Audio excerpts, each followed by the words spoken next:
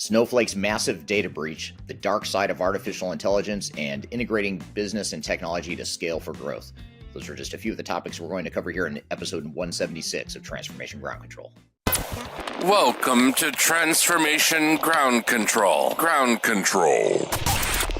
The podcast that covers everything related to digital transformation. This podcast features technology agnostic and international discussions related to digital strategy, software selection, implementation, change management, business process optimization, and everything else you need to know to make your digital transformation project successful. Whether you're embarking on an ERP implementation, supply chain transformation, or any other business or digital transformation, this podcast is for you. Now, here's your host, Eric Kimberly. 5, 4, 3, 2, 1.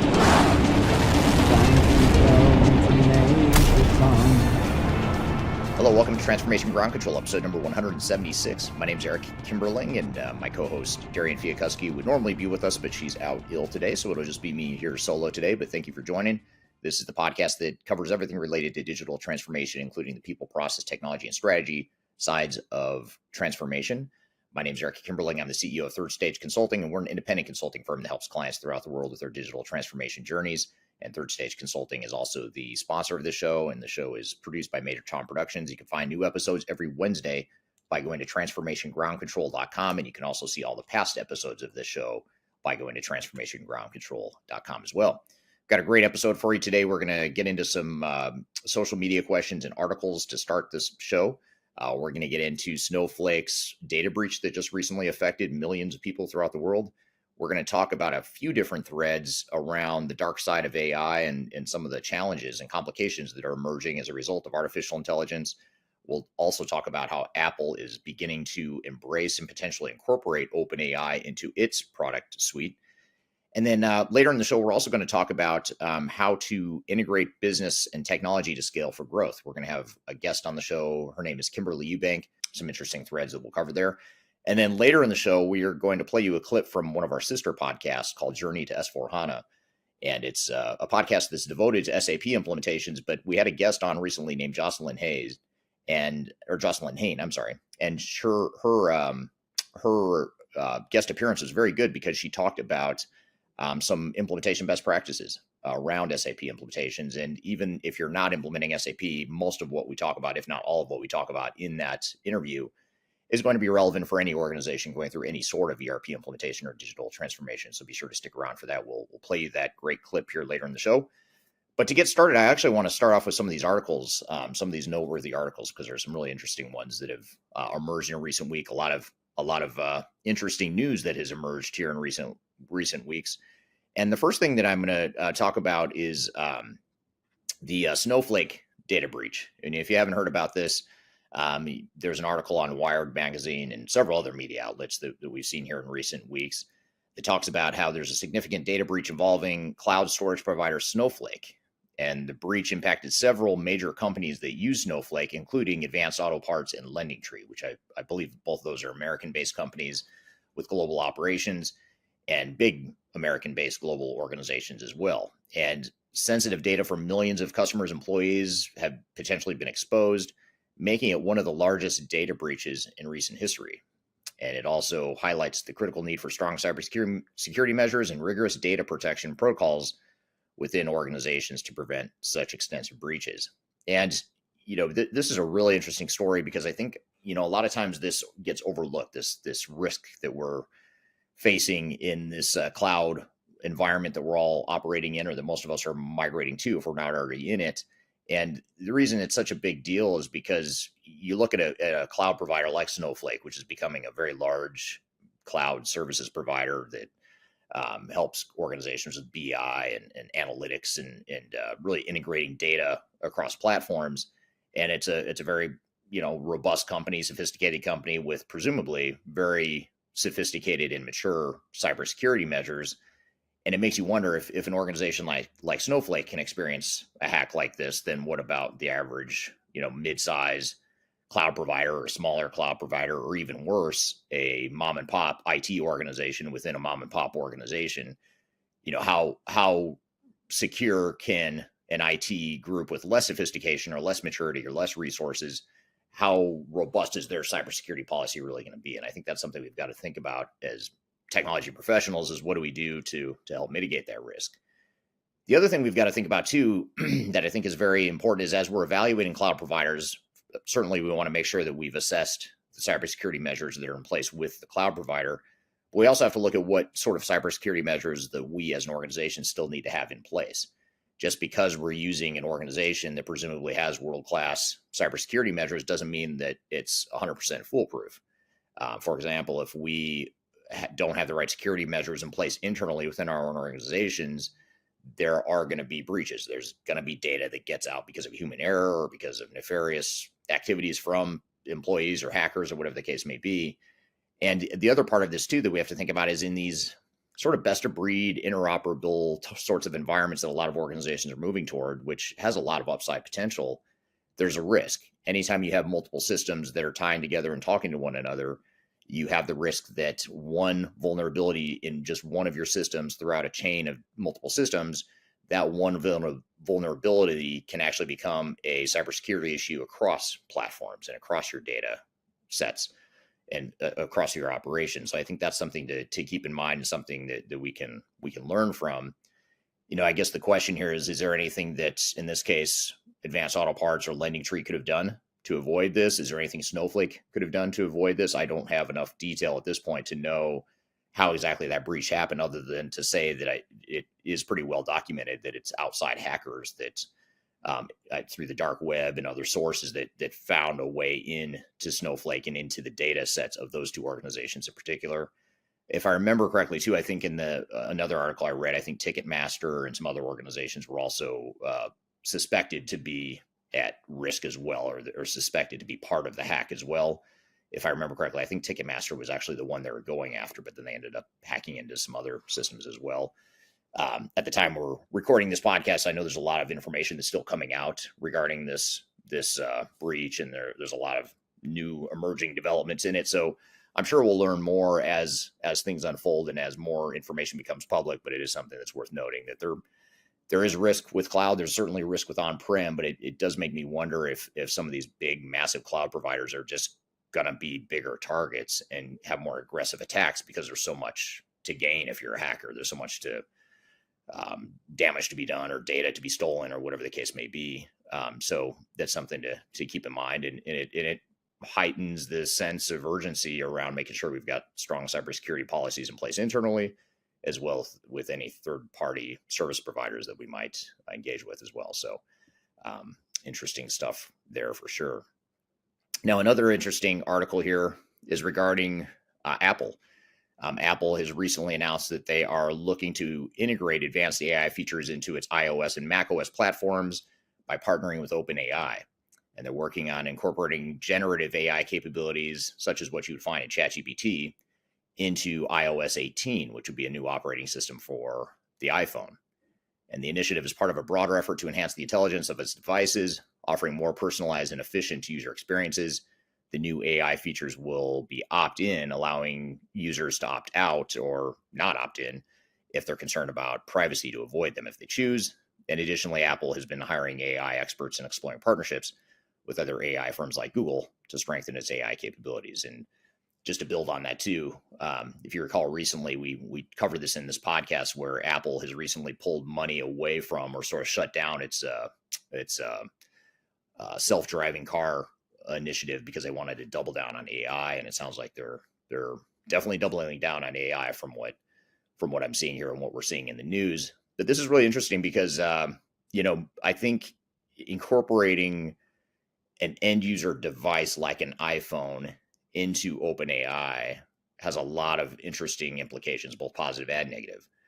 On the positive side, AI now and OpenAI models, OpenAI in particular, in this case, if they do partner with OpenAI, will have access to such mass amounts of data, even if some subset of people opt out. I mean, now all of a sudden you're talking about massive Internet of Things sorts of implications, where think about all the information you've got on your iPhone about you, about your health, about your, how much activity physically you are engaging in on a daily basis, all of your work, your leisure, your, Instagram reels and TikTok videos that you watch, your Google searches, all that stuff now suddenly as a potential data point that could be used by OpenAI to teach it, for it to learn more about you, that sort of thing. So there's a lot of training that could happen and a lot of learning that could happen with AI models by having these mass amounts of data.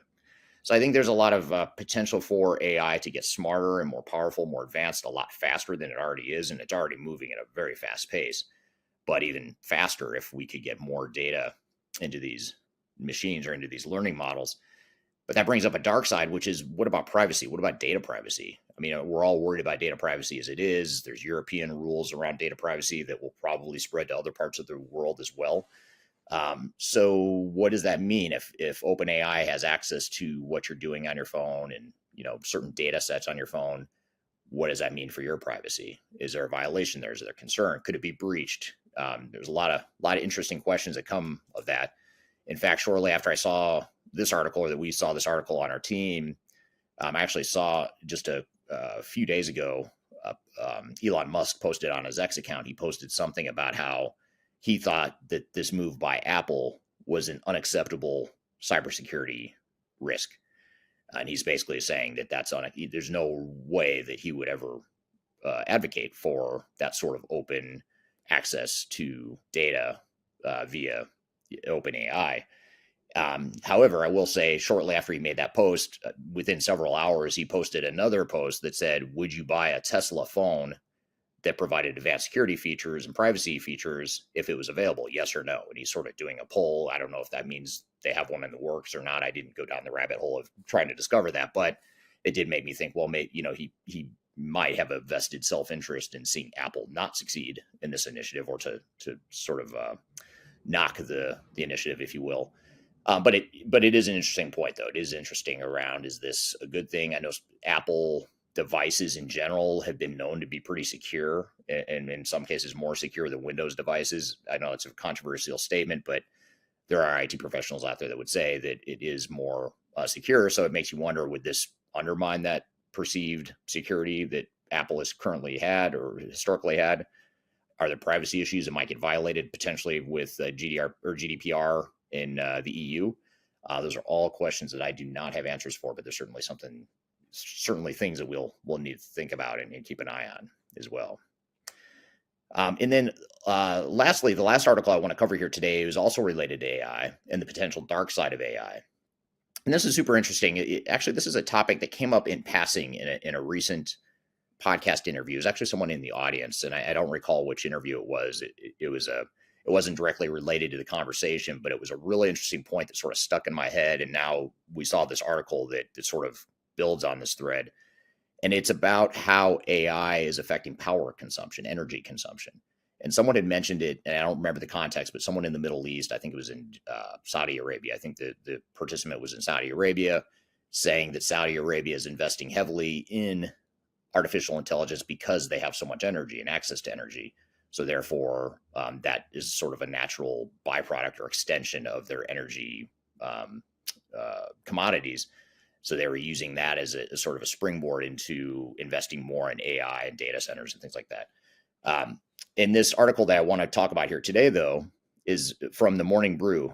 And the Morning Brew article discusses the growing strain on the U.S. power grid, although I would assume the same strain is going to exist in other parts of the world as well. This article just happens to focus on the U.S. power grid. But it discusses the growing strain on the U.S. power grid due to the rapid expansion of AI data centers. These data centers require exponentially more power than traditional ones, leading to a surge in electricity demand forecast. States like Oregon and Georgia are revising their power demand projections significantly upwards.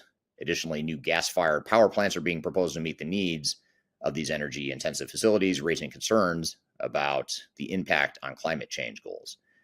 Really interesting sort of dual issues there. One is energy consumption and having a infrastructure and a power grid that can support those growing energy needs. But then, of course, there's also the climate and environmental concerns as well, especially as much of the world is trying to move to clean energy and move away from its dependency on fossil fuels and trying to reduce energy consumption. Here we are creating something else that's sort of competing or conflicting with that, that's actually increasing energy consumption. And so the energy, or the article, talks about the increasing power demand due to AI data centers. And the question is, how do you see this affecting long-term energy strategies for tech companies?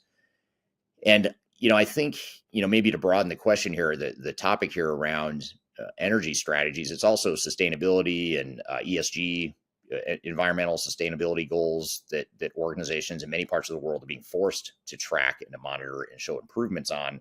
I think it'll be interesting to see, this conflict unfold, because, certainly the world is demanding and consuming more AI. And I don't think, even if we wanted to, I don't know that we could really stop this AI train as fast as it's moving right now. But at the same time, in parallel, you've got that conflicting priority of wanting to, increase or decrease energy consumption and decrease dependence on fossil fuels and that sort of thing, and also optimize our impact on the environment. So those two things are in direct conflict, and I honestly have no idea how that will unfold. I think it is a conflict. It is something that something might have to win out, or something might have to give. I'm not sure what it is, but I think it's a super interesting food for thought. I'd be curious to hear the audience's comments on that too. What do you think? How do you think that'll unfold? Could these two competing priorities coexist? Will there be some sort of middle ground we'll find over time? I'd love to hear your feedback, because I do not have a good answer for it, but it's a very interesting food for thought, or thing to chew on here for the next, several months and years as it unfolds. And then, brings up another interesting question, which is, could AI itself, coincidentally or ironically, I'm not sure what the right word is, maybe it's ironically, could AI ironically be the one to optimize energy consumption that it itself is causing an increase or spike in? I think it possibly could. I think certainly, as a totally unrelated topic, power companies can and should be using AI to better predict energy consumption and demand. AI is a great tool to potentially do that, to predict demand for any organization trying to predict any sort of demand. I think AI is a great tool because it's so prone to human error, and we just haven't been good at it in the past. So why not leverage AI to do that? So it'd be interesting to see if AI itself could solve potentially the same problem it's causing, which is increased energy consumption and trouble forecasting energy consumption. What if AI could fix its own problem that it created? Interesting stuff there for sure. Don't know the answer to that either, but I would think AI potentially could start to solve at least that problem. I don't know that it'll solve the first problem, which is the energy consumption itself and the impact on the environment, but at the very least, it might be able to help us better predict energy consumption as well. So some really interesting topics that came out of just the last couple weeks, and we'll certainly have some more next week as well as we get into it. So we want to shift gears, though, and come back to some audience questions. And before I get to those audience questions, though, I'd love to hear your feedback on this whole AI thread. Some of these conflicts I just mentioned, because these are sort of unresolved issues we're talking about here. So I'd love to hear your comments in the chat below for this podcast. But we're going to shift gears. While you're doing that, we're going to take a quick break. When we come back, we're going to get into some audience questions. We're going to talk about operational disruption and the two-tier ERP implementation approach. So be sure to stick around for that. And then later in the show, we are going to have two guests on the show. One will be Kimberly Eubank. She'll be on the show talking about integrating business and technology to scale for growth. And then also Jocelyn will be on later today to talk about ERP implementation best practices. So we're going to get to both of those guests here as soon as we take a quick break. We'll get to these audience questions, and then we'll get to those guests here later in the show. So be sure to stick around. We'll be right back with more Transformation Ground Control.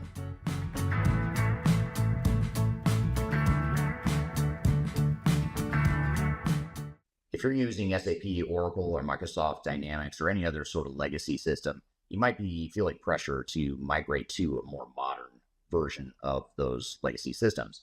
However, there's another option out there. You can look at third-party support as a way to extend your life cycle and save money on your legacy systems while you figure out your own IT roadmap that fits your schedule. So there's a company out there called Spinnaker Support that supports, among others, SAP, Oracle, and Microsoft customers. And in general, Spinnaker customers are going to save 60% on their annual support maintenance.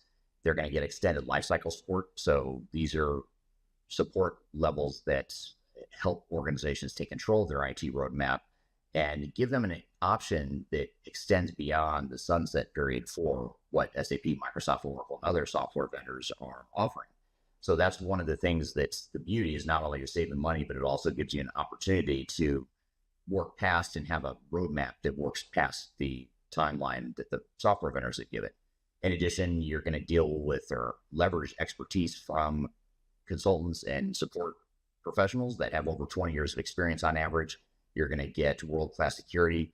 You're going to get proactive support. So it's actually not just fixing stuff that breaks, but also ensuring that you get more value out of your system.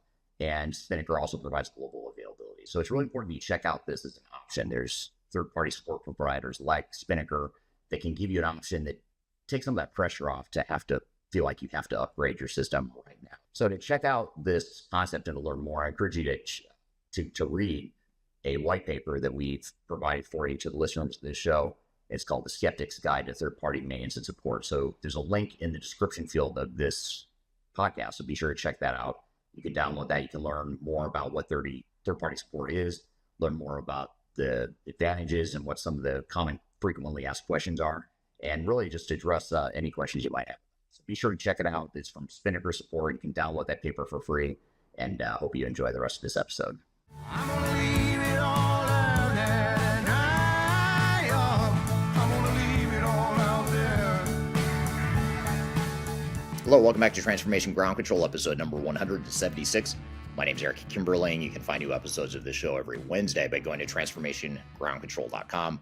This is the podcast that has everything to do with digital strategy, digital transformation, including the people, process, and technology aspects of transformation. You can find new episodes every week by going to transformationgroundcontrol.com. And the show is produced by Major Tom Productions, sponsored by Third Stage Consulting, which is the company I'm the CEO of. And we're an independent consulting firm that helps clients throughout the world with their digital transformation journeys. And speaking of both Third Stage Consulting and Major Tom Productions, we are collaborating. Both companies are collaborating on an event coming up in October. It's called Digital Stratosphere. It's a tech agnostic conference that will be October 2nd through the 4th in Denver, Colorado in the U.S. 3-day event, lots of great networking, lots of great speakers covering all sorts of things related to digital transformation.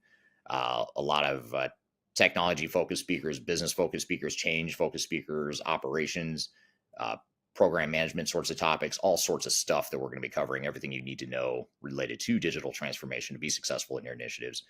We're doing early bird pricing through the end of June. So if you buy your tickets before the end of June, you'll get a 20% discount. You can go to stratosphere2024.com to see how the agenda is shaping up, as well as some of the speakers that are emerging. We're actually continuing to add to the lineup as we speak, but you can see how things are unfolding, and you can also look at last year's agenda and speaker lineup as well. And you can also see what other kinds of stuff we'll be covering in that event. Be sure to go stratosphere2024.com. We'd love to see you there. I'll be there. I'll be speaking there, as well as other speakers from Third Stage Consulting and other companies, and other speakers that are not involved with Third Stage Consulting will be there as well. So it should be a great peer networking and learning experience. So be sure to check that out, stratosphere2024.com, and hope to see you there. I want to get into a couple social media questions we've gotten recently. One of them is related to a video I published recently that talks about how 52% of companies experience operational disruption at the time of go live. And this is data that we've tracked over a decade now. And in that probably 12 to 14 plus year period that we've been tracking this data point, which is what percentage of organizations have operational disruption at the time of go live. And when I say operational disruption, by the way, I mean a material operational disruption, not just we had a few hiccups here and there, or it took us a little while to learn a new system. It's more, no, we didn't just have those sorts of problems. We couldn't ship product. We couldn't close the books. We couldn't run payroll. So something materially and big negatively impacted our operations. So that's what we mean by material operational disruption. And when we track that metric, it's been super consistent and steady over this decade plus that we've been tracking it. And it's been hovering right around 50%. It's hovered anywhere from 48 to I think 54% on the high side. So let's call it 50-50. The most recent number we have is 52% actually. So 52% of companies experience disruption to go live. And the question we have on social media is, how many of those companies, the 52% that experience operational disruption, how many of them expected disruption versus being fully surprised? That's a super interesting and a very good question. And I don't have a number for you, but just based on our experience when we do project cleanups and project recovery, which is unfortunately or fortunately, depending on how you look at it, maybe fortunately from our perspective, unfortunately from the industry's perspective, a growing part of our practice and a growing part of our revenue, one of the fastest growing revenue areas is project recovery. In other words, solving problems that have already percolated. So either it's a failed implementation or it's a failing implementation, and companies will hire us to come fix it. And so that's a really high growth part of our business. And one of the things we're seeing and we're learning is that most organizations are, when they go live and have these sorts of problems, most of the time they are surprised by it. I would say you could make a very strong argument they should not have been surprised by it. And we look at it and say, we probably wouldn't have been surprised if we were involved from the start, but this company, for whatever reason, is surprised by it. So I'd say most organizations that get to the go live stage are surprised by it. They shouldn't be, but they are.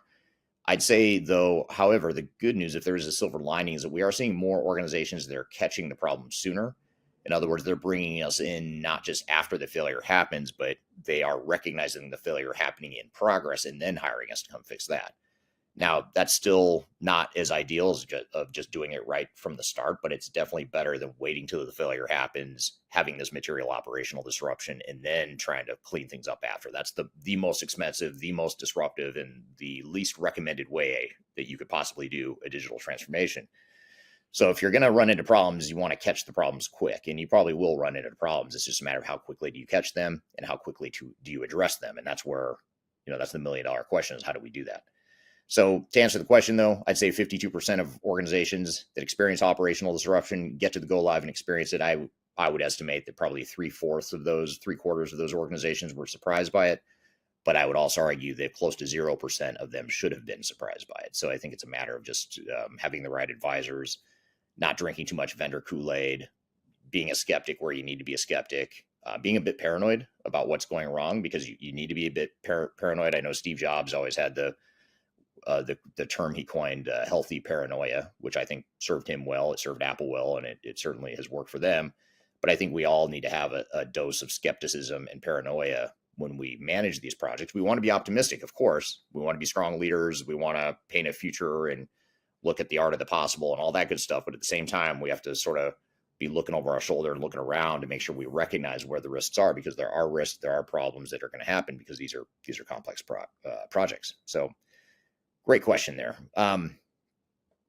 Here's another comment or question that's related to the interoperability model, or the two-tier implementation approach, where we've published some content about some of the pros and cons of potentially having a best-of-breed environment where you have multiple systems that are best at what they do, and instead of just finding one technology that's standard across the entire organization, you find multiple technologies that can do different things better than any one system could. And there are benefits to that, but there's also a downside. And this person on social media is asking about the downside. And the comment here is, my knee-jerk reaction is that my knee-jerk reaction is that you would be over-licensed in some aspect, and I wouldn't guide a customer into the scenario unless I thought there was a really compelling business case to do it. You would have to invest a lot of time up front in aligning master data. Who owns the record? Which version is the right version? How often do they sync, etc.? I think that you'd be headed down a rabbit hole. So I sort of agree, but I sort of don't with this person. I think, first of all, I would agree that if you can find a single ERP system that accomplishes your needs, delivers the business case you need, and you don't have to go down this best of breed, multiple system, two-tier ERP system model, then that's great. The problem is most organizations aren't going to find a single system that can do what they need it to do. More often than not, there's sort of a critical decision point to be had, which is, do we just go with one ERP system knowing it's going to water down what some of our needs are just in the name of technical simplicity? Or do we take on the risk of potential technical complexity knowing that we've addressed the business needs? And so I think there is a cost benefit that has to be made there, but I definitely would not go in with the assumption that you're going to start with a single ERP until proven otherwise. If you can find it, great. Like I said, I would just keep it like, if it's me, I say, let's look at all of our options and look at what emerges as the top option. If all things are equal and we could either go single system or best of breed, and we're going to get the same business value, the ROI analysis is about the same, certainly go with the single ERP system. That would be the easier option, but that's rarely the case. More often than not, there's a trade-off to be made, and the key becomes, well, how big of a trade-off is it? Can we live with the trade-off? And if we can't, then we might have to go with a best of breed model. And that's okay. There's nothing wrong with that. I think a lot of what this person is bringing up around the need to invest a lot of time up front, aligning master data, who owns the record, which version is the right version, all that stuff. I think you're going to have to do that anyway. So to me, the data issue is not as big of a deal as it used to be, because now you've got better integration tools. Most organizations have messy data to begin with, so they're going to have to spend that time up front anyway, regardless of whether you go with a single system or not. So I think, it's sort of a wash, in my opinion, as it relates to data. So I think it comes down to the business case. So I do agree with that. But I think you should be open-minded, because there's so many good options out there to help you potentially work with multiple systems in a way that's not as complex technically as it used to be back in the day, especially with products like, you've got products like Celigo and Palantir and Snowflake that provide these sort of platforms and integration tools, interoperability models, things that allow you to pull together systems in an easier way that you couldn't do in the past. So I think 20 years ago, I would not have said this. Now I would say this, and that is best of breed interoperability, two-tier ERP system is not a bad thing. And I strongly disagree that there's a material disadvantage to best of breed over single ERP system. Different priorities for different organizations, but that's my general comment regarding that. So great social media questions. If you have other thoughts or questions on either of these topics, I'd love to hear those in the chat below. Drop those in the chat if you agree. Do you agree with me? Do you disagree with me on this whole thing related to two-tier ERP systems versus single ERP system? Love to hear your comments in the chat below, so be sure to drop those in there. And while you're doing that, we're going to take a quick break, and we're going to bring on our first guest. Kimberly Eubank is going to be on to talk with me about how to integrate business and technology to scale for growth. So if you're a high growth organization, mid-size, large global organization, whatever you might be, and or if you're going through merger and acquisition or just organic growth, love to have you listen in on this, because we're going to talk about those topics here and how to standardize operations, how to integrate for growth, all that good stuff here in just a moment. And then later in the show, we'll have Jocelyn Hayes on the show, who was a guest on our sister podcast called Journey to SAP S/4HANA. She was on talking about some best practices for SAP implementations and some lessons learned, but it's actually 99.9% relevant to any sort of ERP implementation. So we want to replay that clip for you here on this podcast if you missed it on our sister podcast. And by the way, if you don't listen to or watch that sister podcast, if you are going through an SAP implementation, be sure to go to journeytosforhana.com to check out that podcast. We're wrapping up the first season as we speak, and there's, I think, 14 or 15 episodes out there already that you can go listen to there, journeytosforhana.com. But we're going to have Jocelyn Hayes on the show. We're going to play you the clip from that sister podcast here later in the show, so be sure to stick around. We've got a lot more to cover. We'll be back with more Transformation Ground Control.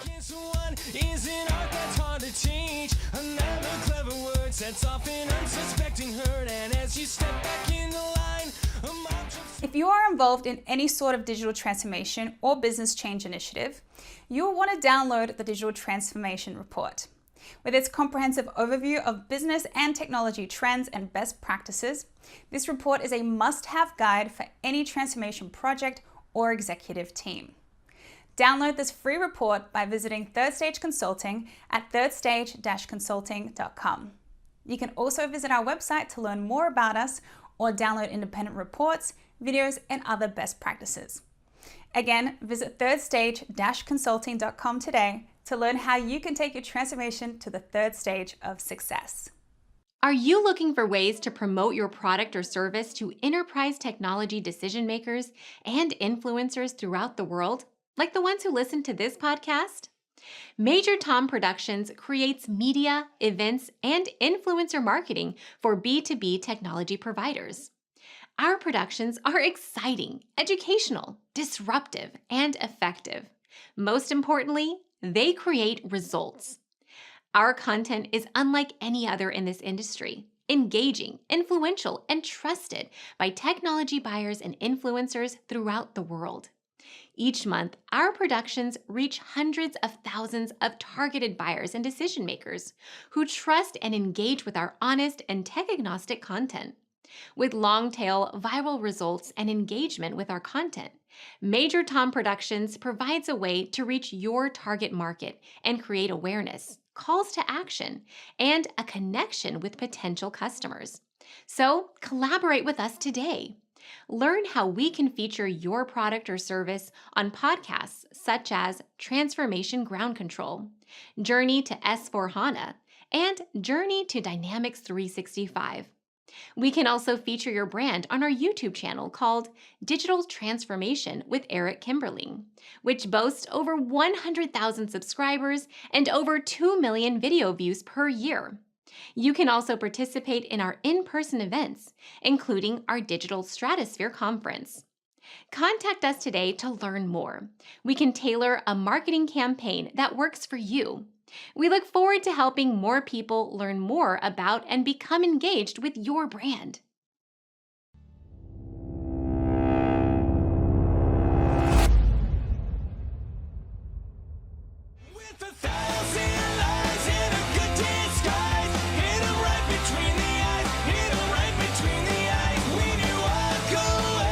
Hello, welcome to Transformation Ground Control, episode number 176. My name is Kimberly, and you can find new episodes of this show every Wednesday at transformationgroundcontrol.com. You can also find past episodes of the show at transformationgroundcontrol.com as well. So anything you've missed, if you want to go peruse past topics and episodes, be sure to check it out there, transformationgroundcontrol.com.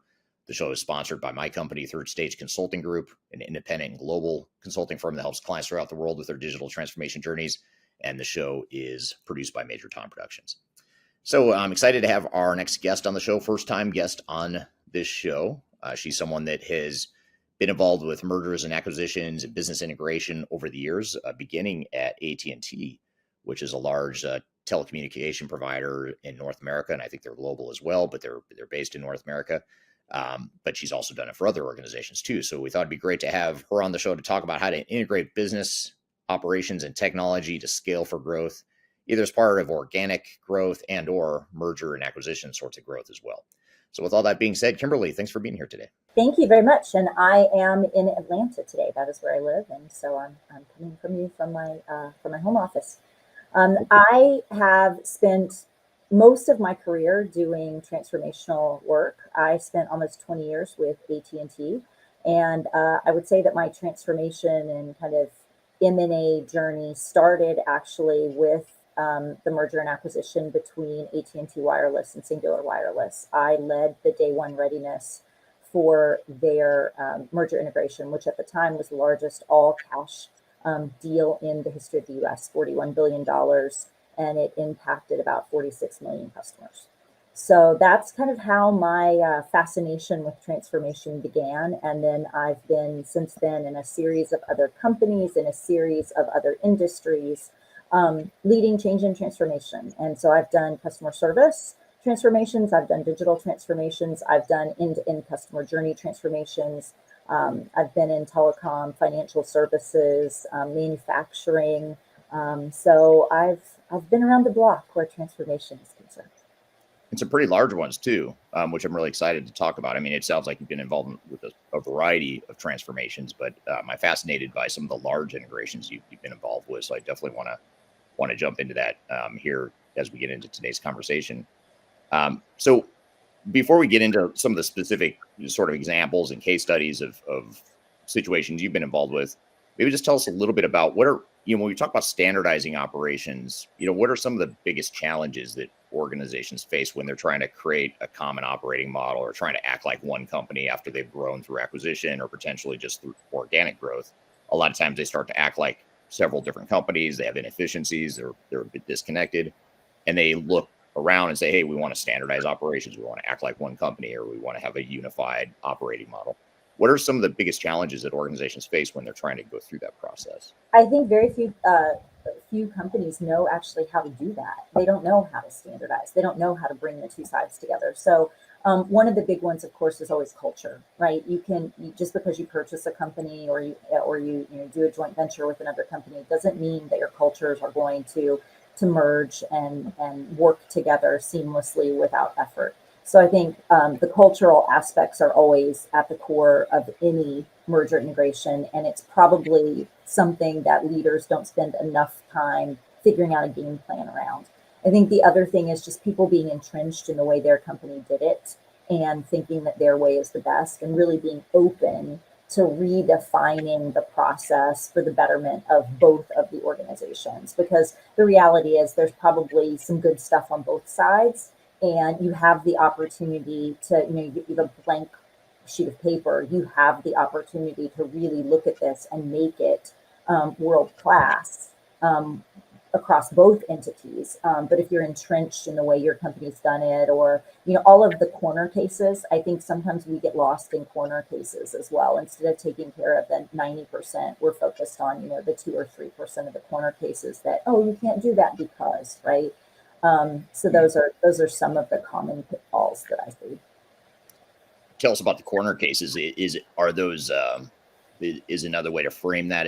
Are those the squeaky wheels, or the way things have always been, so therefore we don't want to change? Is that sort of what you mean by the corner cases? The exceptions to the rule, right? So 95% of the customers flow through this one way, but you have this really weird customer type or situation where you sell to something that's completely different from everything else. And so you've created your own kind of kludgy process to handle that, or you've put in a lot of custom automation to handle those types of use cases. And so, instead of evolving the 95 or the 97% of the customers, you kind of have stayed static because of that 3% of the customers that are, quite frankly, holding you back. And the reality is you can do both, but you just have to be open to reimagining the both sides of that, the 3% and the 97%. Yeah. Why, when companies are growing or scaling for growth, either again through acquisition or organic growth, why is standardization so important? I guess if we just back up even more. Yeah, you're not going to be able to scale gracefully if you're like most companies, most startup companies. Most startup companies are doing things through sheer brute force, right? They didn't have the automations in place. They maybe didn't have the talent to even know they needed the automations in place. They grew kind of organically over time, and often you get out in front of your skis, right? And your growth starts surpassing your ability to handle the day-to-day operations. And so what I find when I go into those companies is there's a lot of things still being done manually, a lot of spreadsheets, a lot of people. I had an old CEO at a company calling it sneaker net, right? That people just walk from desk to desk to desk to get things done, even in this day and age. And so that's just not something that you can scale gracefully.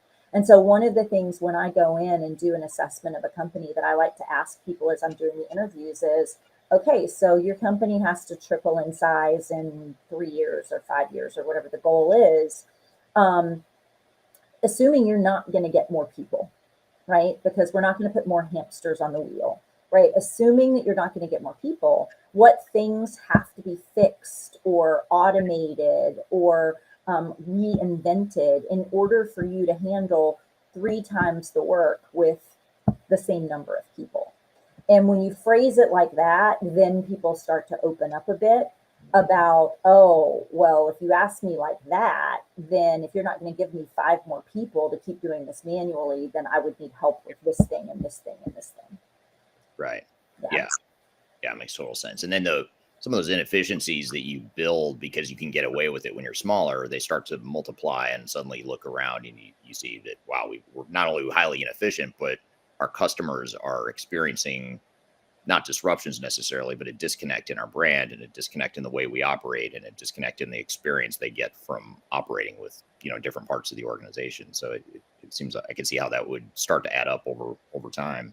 When you start to create your own monster. I mean, I had a company that I worked with that their tax exemption process was very manual, right? And so they ended up having to do a ton of workarounds. Well, we can't send this email that has taxes in it because the customer might not be, actually supposed to be taxed. So we need to have a way to hold that email in the case where, the tax exemption status hasn't finalized yet. And that builds and that builds and that builds. And then as you're building even new things, you have to keep remembering all those workarounds that you put in place for very valid reasons at the time. There's always a reason. There's always a reason why something has been done the way it's done.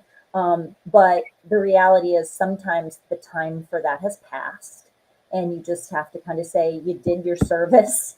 You did what you were supposed to do for the time that you were there, but it's time to move on and move past that way of doing things. Right, right. So you talked a little bit about culture and what a big challenge culture can be when standardizing operations. And I know you've shared with me in the past some metrics around M&A integrations and the dismal success rates, or in other words, the high failure rates of M&A integration. What are some of the, I know culture is probably one of them, but what are some of the main reasons why M&A integrations fail when there's a merger or an acquisition and companies are trying to come together as one? What are some of the biggest reasons that they fail? Yeah, I mean, culture is a big one. I think not actually having a plan on how you're actually going to fully execute it. So I was taught to do M&A at AT&T, right? And so a Fortune 10 company, they had kind of a science about it. And so they were very aggressive about pulling the band-aids off quickly, right? So making sure that your org structure is defined before people are supposed to start, acting like one company, right? So I think taking too long to get your org structure together so that people know who they're supposed to be taking direction from. Making sure that from a leadership perspective, you have clearly communicated what that North Star is so that people know that on day one of being a combined entity, that they know what they're supposed to be going and doing. Because if you don't give them that clear direction, then they're going to just keep doing what they've always done because no one's told them to do anything different. Mm-hmm. And so I think whether it's an M&A or whether it's just your own company needing to digitally transform, and in my consultancy, I've kind of come up with a clear, ready, and aligned as 3 pillars that you need to do before you start spending money, before you start, buying things, to make sure that you're clear on why you're doing it and what you want to be when you grow up, to make sure that your organization is ready culturally and skill set wise, right? If you have brought together 2 companies who have been keeping their lights on in the technical space for the last 10 years, and now you're looking at, oh crap, we have to integrate all this stuff. We have to rethink processes. We have to drive for completion dates. You probably don't have this mindset or the skill set on your teams to do that, right? Because it has been very much status quo in both of those organizations for the last 10 years. So I think just taking the time to set yourself up for success, making sure leadership is aligned around where you're going and how to get their teams there, that they're advocating for the changes in the same voice. I mean, making sure that your leadership team is really singing off the same sheet of music is important, because you can't, I talk about, being aligned at 50,000 feet is very different than being aligned at 500 feet. And I've seen so often in transformations or merger integrations where people nod their head at 50,000 feet because it's mom and apple pie. Yeah, sure. We got to do this. We got to do this. We got to do this. But I think in the back of their heads, a lot of them are like, well, that's everybody else has got to change. My organization doesn't have to change. How my team does work doesn't have to change. And then there's going to come a time when their team does need to change. And then you start to see the friction, right? Because they really weren't aligned at that lower level of granularity. So I think all of those things play a part.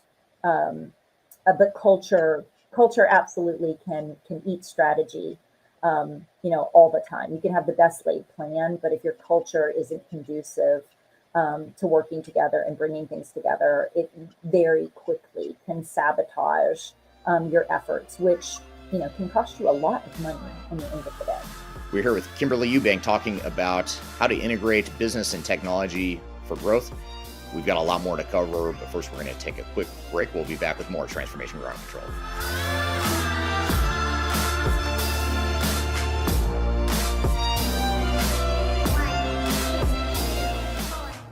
I recently published my first book. It's called The Final Countdown, Strategies to Reach the Third Stage of Digital Transformation. And I wrote this book because I really wanted to find a concise way to share some of my knowledge around digital strategy and how to get started on a digital transformation journey. So in this book, I cover 3 different sections. I cover the people, process, and technology aspects of transformation, with the idea that it's meant to be a starting point, a launching pad for organizations and team members that are going through digital transformations. So I encourage you to buy this book. You can get it electronically, you can get it paperback, or you can get it in hard copy, as I'm holding here in front of you. You can get it by going to thefinalcountdown.com. You can also search for it on Amazon if you shop at Amazon. Otherwise, just go to thefinalcountdown.com. Love to hear your feedback on this book as well. So I hope you check it out and hope you enjoy. I'm excited to share our newly released 2024 Digital Enterprise Operations Report. This free download is available on the Third Stage website at thirdstage-consulting.com. This report is truly packed full of technology-independent and agnostic insights for your project to ensure that you're strategically optimized for success. Download your copy today with the QR code in front of me or visit our website for more details. These things take time, mom and dad, they have a good life. But what am I gonna do with mine? Hello, welcome back to Transformation Ground Control, episode number 176. My name's Eric Kimberly. You can find new episodes of this show every Wednesday by going to transformationgroundcontrol.com. I'm here with Kimberly Eubank. We're talking about how to integrate business and technology to scale for growth. Culture is so hard to see and touch and feel. You know, you can look at an operating model and say, okay, those are two different business processes or two different ways of operating, or you can look at an org structure and say, okay, that is or that isn't what we want. It's fairly tangible. Systems, same thing. You can look at the technology that's being used. You can sort of see it black and white, for better or for worse. But culture is a lot harder to describe and quantify and get your arms around. How have you seen organizations sort of get their arms around two different cultures or multiple cultures if they're going to potentially acquire or integrate with another company? Well, I mean, I've seen it done a lot of different ways, some to more success than others. I think, again, going back to my days at AT&T, they literally, if you're a sci-fi fan, we used to say we are the Borg, we will be assimilated, because they had a leadership development track that they put us through called Leading with Distinction. And every single year you went to Leading with Distinction, and they picked a theme, whether it was innovation, where they talked about, we want to innovate, we want to fail fast, resilience, right? There's a lot of change, how to be resilient with the change. There's a different theme kind of every year.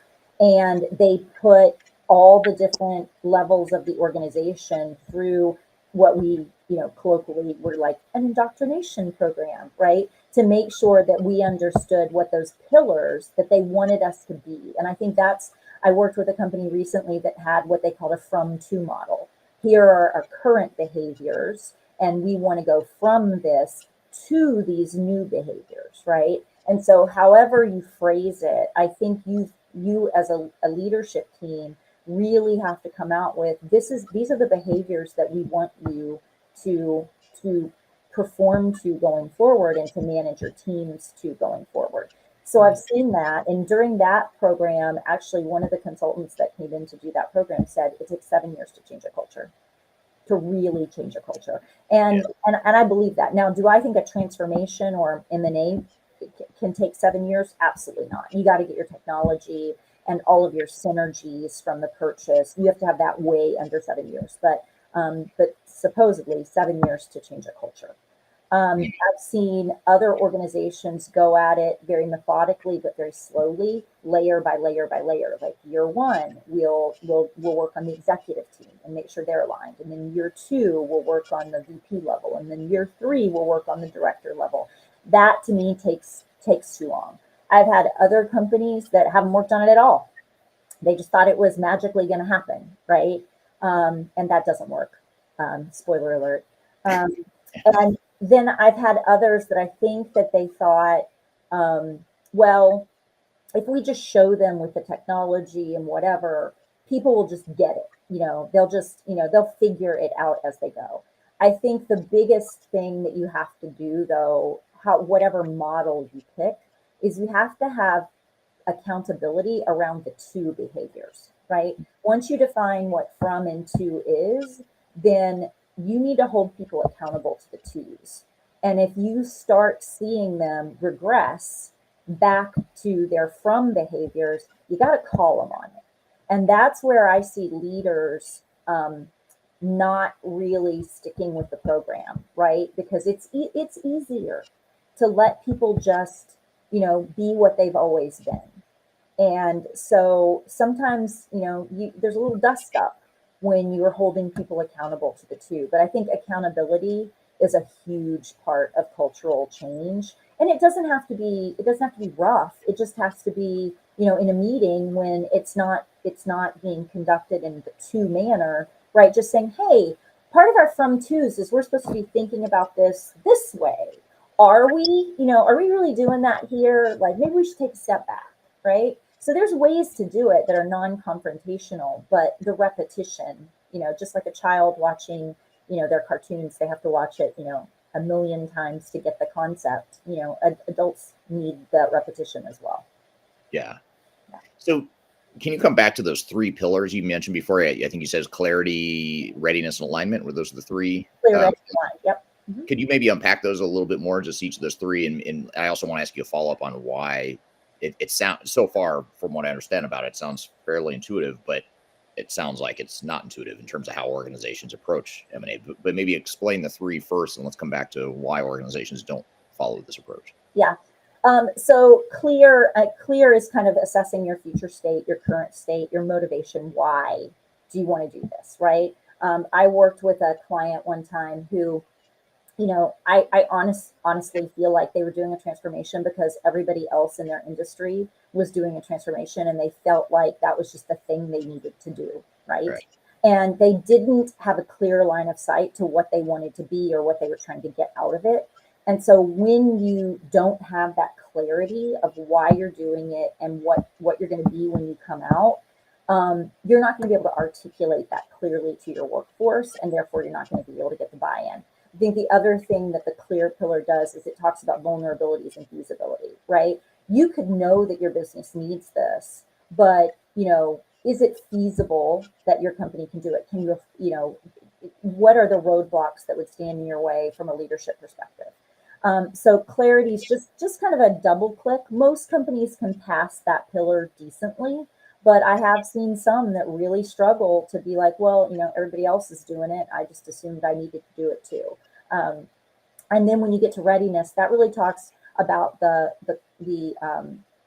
cultural piece of it. Is the mindset of your employees, do they believe they need to change? Have you made that case to say, look, if we don't change, this is the bad outcome that's going to happen, right? We can't continue to just be what we've always been. That's off the table, right? So something has to change, and here's why. Also, the what's in it for me, right? The skill sets, right? So I talked about if you've had a maintenance organization for, the last 10, 15 years, it is unlikely that you have the innovation and the drive skill sets to actually undertake a transformation internal to yourselves and be able to accomplish that with any degree of speed and efficiency. Budget. Can you afford this, right? Because transformation costs money. And so you might want it and desire it, but if you can't earmark several $1 million to it, then you're probably not going to be able to do a transformation. You might be able to select certain improvements that you can go do and make those incremental, and they may have big impact, but don't go out with a talk track that says it's a transformation, because it's not. You're going to be doing pocketed solutions. So those types of things are the things that you talk about. Commitment and patience are two other things in that track. And that's really focused at senior leadership, right? Are they committed to making the hard decisions, right? Because the reality is some people probably are going to have to exit during a transformation, right? Or during an M&A. There's going to be somebody that doesn't want to get on the change train, right? And those people, sometimes you can move them into roles where they're less, impactful to the change. But other times, they're a little toxic to the environment that you're trying to create, the new culture, and you may have to exit them, or they may vote themselves off the island. Either one of those things, right? And then patience. And that's the thing that I see senior leadership struggle with a lot. So when you're spending millions and millions and millions of dollars, you want to see the shiny, sexy thing at the end that you can tout and that you can talk about to employees and customers. But the reality is M&A and transformation is a heck of a lot of integration work.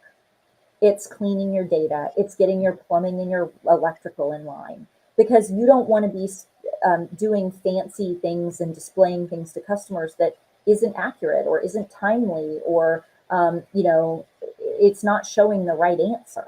And so as a result of that, the first year or two can actually be very much behind the curtain. And it's not sexy and it's not exciting, but it's very critical to getting all the other stuff right. You're building your foundation. And so I've seen senior leaders really struggle with the patience, because they're like, but I gave you $10 million. What have you done with it? And if they can't see it and touch it and feel it, they have a very difficult time understanding this is a building block, right? And you got to let us do it sequentially, and you got to let us get to the building block. And then the last pillar, which is alignment, is really about making sure that you're aligned at less than that 50,000 foot view, right? And so it's making sure that you have the advocacy, that the leadership team are going to sing off that same sheet of music, that there's not conflict, right? Goal misalignment is huge. So if you've had a maintenance organization, I'll just use an IT organization. If you've had an IT organization who's been treated as a maintenance organization for the last decade, and all you've been pushing on them is cost control, cost control, cost control, there is going to be an inherent conflict between innovating and driving new solutions and cost containment. Those two are usually mutually exclusive. So all of those types of things are things that people jump into transformation, but they don't think about those, what I call the 13 competencies. They don't think about how their organization lines up with each of those competencies. And the reality is, if you can identify that you're going to have a rub there, or you can even address the rub before it happens, it's going to help with your efficiency and your speed and your buy-in. It's going to help you go faster and actually spend less money, because you're able to go more smoothly and you're able to go faster. And a lot of companies just dive in and are like, yep, we're doing this, let's go. And then those things that were foreseeable and addressable end up biting them in the patootie, because they didn't think about them ahead of time. I had a guest on here a couple years ago on this podcast, and she was a PhD, and she had studied a lot of psychology in addition to business and stuff that we talk about on this show. But one of the things she brought up that has really stuck with me is this concept of action bias, and how we as humans are wired to take action. So we're not wired to do the things you just described. We're not wired to make sure that things are clear and make sure we're aligned before we jump ahead. We're wired to do what you just described. Let's jump in, let's go, because we have that action bias. And so I think that's a super interesting dynamic that I think actually haunts a lot of transformations, because we want to we have the right intentions in mind, because we want to get stuff done. We want to make it successful. But in doing so, we sort of run the wrong direction. Or we don't have the map. We don't have a blueprint for what it is we're trying to accomplish. I mean, the old adage of proper planning prevents poor performance. Yeah, I mean, it does. Yes. We're here with Kimberly Eubank talking about how to integrate business and technology for growth. We've got a lot more to cover, but first we're going to take a quick break. We'll be back with more Transformation Ground Control.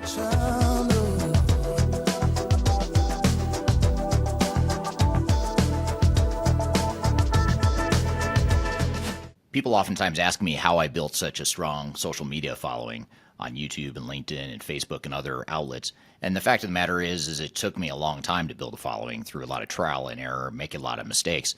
Had I known that there were companies out there that could help me build my brand, I would have done that a long time ago. I didn't know that, but the good news is that there is today a consulting firm that will help you through building your own personal brand through some of their training programs.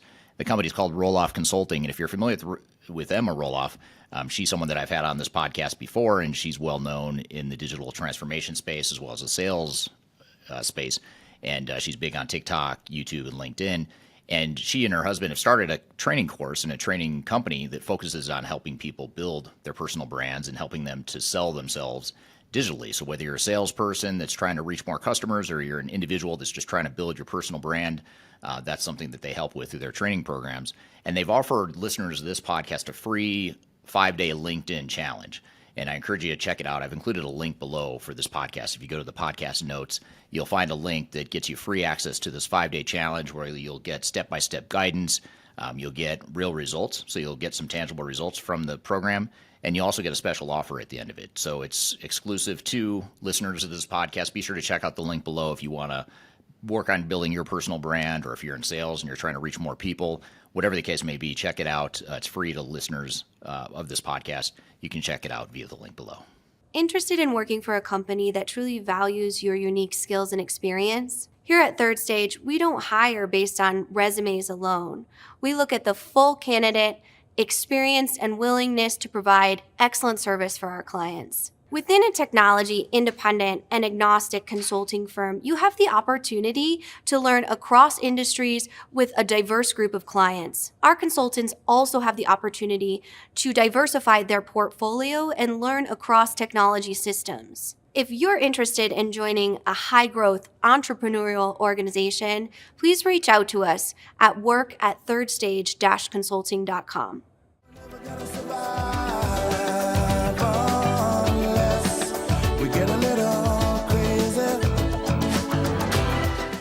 Hello, welcome back to Transformation Ground Control, episode number 176. My name's Eric Kimberly. You can find new episodes of this show every Wednesday by going to transformationgroundcontrol.com. I'm here with Kimberly Eubank. We're talking about how to integrate business and technology to scale for growth. There's a question from Darian on LinkedIn, and Darian asks, what are some of the biggest change management and people challenges with integration and standardization? I know you talked about them maybe being stuck in the from and not focused enough on the to be. Is there anything else that you see from a people perspective that you think are some of the biggest challenges you've seen when trying to integrate operations? I think it's the accountability. Accountability to actually, hold people to this is the new way forward. You can't regress. You can't go back. We're not going to do that. I worked with a company that every time something new was released, if there was any noise about the change, no matter how small the pocket of people were, right? Energy and attention was given to that noise that kind of stopped everything in the tracks, because you had to go deal with that noise. And I'm not saying ignore people's concerns, because there might actually be real post-production issues that you needed to address.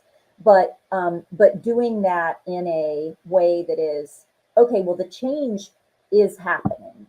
Like, we're not going to go back, but let's work through your specific issue. How you react to that as a leadership team is critical, because if you're constantly, oh, wait, do we need to pull that back? It's not perfect, right? If you constantly have that, then you're sending a signal to your team that maybe this change is optional. And maybe if I raise my hand enough and I'm a squeaky enough wheel, they'll just stop doing this and they'll go back to the way that they've done it before. So I think being committed to the forward plan, articulating that, realizing that 100% of the people are not going to be happy. They're not, because they liked the way they did it. And your job is not trying to make 100% of the people happy, right? It's trying to make, the 90% happier and make the experience better. And then holding folks accountable to the changes and the mindset around their change and their behaviors around the change, right? So, I literally was putting in a CRM suite, right? And there's different modules in the suite, some focused toward customer service, some focused toward sales, etc. And we had gone through the requirements gathering, and we'd put together the plan on the sales module. And it really came down to, they were having budget constraints. And so it really came down to me actually saying, look, behaviors have to change. If you spend this money and you make these changes, you have to lead your sales force differently. And so if you're not willing to lead your sales force differently, then you should not do this project and you should defer it. because you will be wasting money and people will not be happy with the change because you're leading them one way and the system is directing them a different way, because the system was going to be put in place was going to have more data integrity, and so that we could automate things and things like that. And so you can't be quite as mushy in your processes if you're trying to automate and expose data and those types of things. And in the end, they decided that they weren't ready to change how they led their people in the sales organization. And as a result, we deferred the project and they did not spend the $250,000 that it would have taken to make the change. And for them, that was probably the right decision, because I don't think that they were culturally ready for it. And I don't think that they were culturally committed to the level of organizational change that they were going to need to make the most of that module's functionality. Yeah. Yeah. Now, if we back up even more and look at, before you jump in and actually move forward with a merger or a decision to combine entities, you want to make sure that you see a path of how you might make it succeed. And this is an interesting question from Eduardo on LinkedIn. And he says, how does the leadership team know how fit an organization is for a merger? So if we sort of look at the pre-integration work that needs to get done in terms of the assessment and really doing the due diligence behind it, is this a good fit? Should we be merging companies here? Have you seen that side of it? And do you have any advice for organizations that are maybe thinking about or contemplating a merger? Yeah, what I've seen is they talk about the product synergies. They talk about, filling white space and in the acquiring party's portfolio. They'll even really will look at the leadership team, the C-suite, and be like, can we work together? Right. What I've never seen them do, and I'm not saying that no one's done it, I've just never seen it, is I've never seen them talk about how work gets done. How do you guys do work? How do you tackle a problem? How do you make change, or do you make change, right? How do you finance work, right? Like one company could be like gut feel, yeah, we need to go do that. Give them, $500,000. That's great. Another may have a very structured business case process, right? So I think that's where I wish they maybe would double click a little bit more, is how do the teams actually interact all day long and how do they get work? Because I can tell a couple things from a company. If your IT is reporting into your CFO, that to me is a sign you are probably a maintenance organization. You are not an innovation organization if you are reporting to a CFO. And I know that's a very European thing, that they have a lot of IT organizations reporting into CFOs. It's not my favorite model. The other thing is, when I go in to consult with somebody, I ask them for an email so that I can see people's calendars, so that I can just move meetings around more easily without having to go through a third party to do that. And if I walk into an organization and I have no trouble booking the meetings I need because everybody's calendar is wide open, I can tell you right now that they're not talking to each other enough, right? Yeah. They're not having cross-functional conversations enough if their calendar only has 2 meetings a day on it. And I've seen that at a couple of companies, and I was correct both times. Like they were not talking to each other. Everybody was doing their own thing in a silo. Yeah. So I would really, really, really like people to spend more time figuring out how organizations get work done on the regular, because that's going to tell them a lot about how seamlessly the two are they problem solvers or are they band-aiders?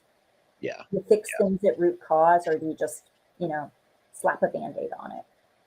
That's a really interesting data point, and it makes total sense. I've just never heard anyone say that.